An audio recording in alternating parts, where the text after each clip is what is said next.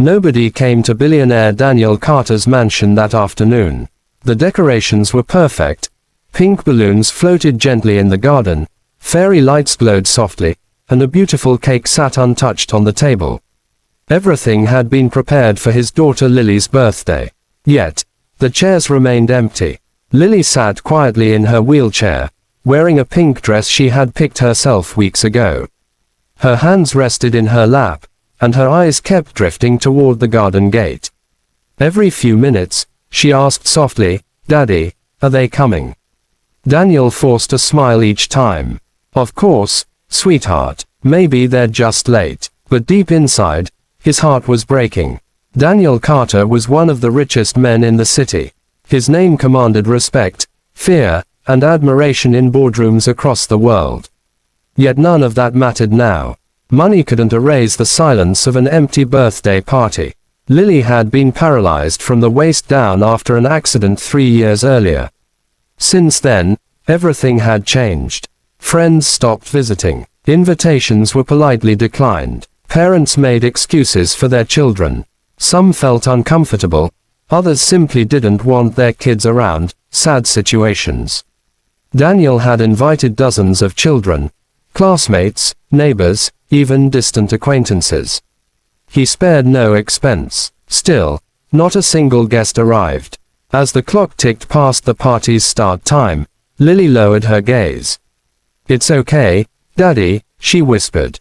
"Maybe next year." That was the moment Daniel turned away so his daughter wouldn't see him cry. Just then, the garden gate creaked open. A small boy stood there hesitantly, clutching a simple green gift wrapped in old paper. His clothes were clean but worn, and his shoes looked too big for his feet. He glanced around nervously, clearly unsure if he belonged there. Daniel straightened, surprised. "Can I help you, son?" he asked gently. The boy swallowed. "I'm Sam. I live with my mom near the back street. I saw the balloons yesterday and I thought maybe there was a birthday." Daniel paused. "You came for her?" he asked. Sam nodded. "I didn't have much," he said quietly, holding up the gift. "But my mom said birthdays shouldn't be lonely." Daniel felt something tighten in his chest. Lily noticed the boy and looked up. "Is that for me?" she asked softly. Sam smiled shyly and walked toward her. He held out the gift with both hands. "Happy birthday," he said. "I hope you like it." Lily hesitated, then took the present.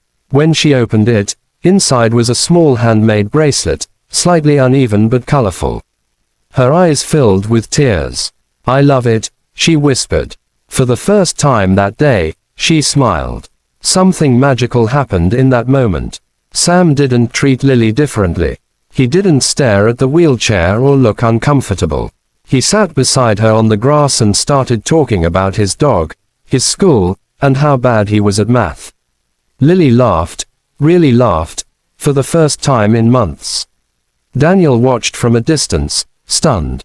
Soon, Sam asked, "Do you want to see a trick?" He took out a coin and performed a clumsy magic trick that made Lily giggle uncontrollably. Her laughter echoed through the empty garden, filling the space that silence had owned for too long. Daniel's eyes filled with tears again, but this time, they were different. Other staff members began to gather, smiling quietly. The chef brought out cake slices. The music played a little louder. What had started as the loneliest party became something warm and alive. Later, Daniel approached Sam and knelt beside him. "Thank you," he said, his voice thick with emotion. "You've given my daughter something priceless today." Sam shrugged. "She's my friend now." That night, Daniel learned something he never had in all his years of wealth, that kindness doesn't come from money, and the biggest hearts often belong to those with the least. In the weeks that followed, Daniel made sure Sam and Lily stayed friends. He funded programs to make schools more inclusive, created community events where no child felt left out, and slowly, Lily's world grew bigger again. But for Lily, the best gift was simple. She wasn't alone anymore, and all it took to change everything was one poor boy brave enough to show up.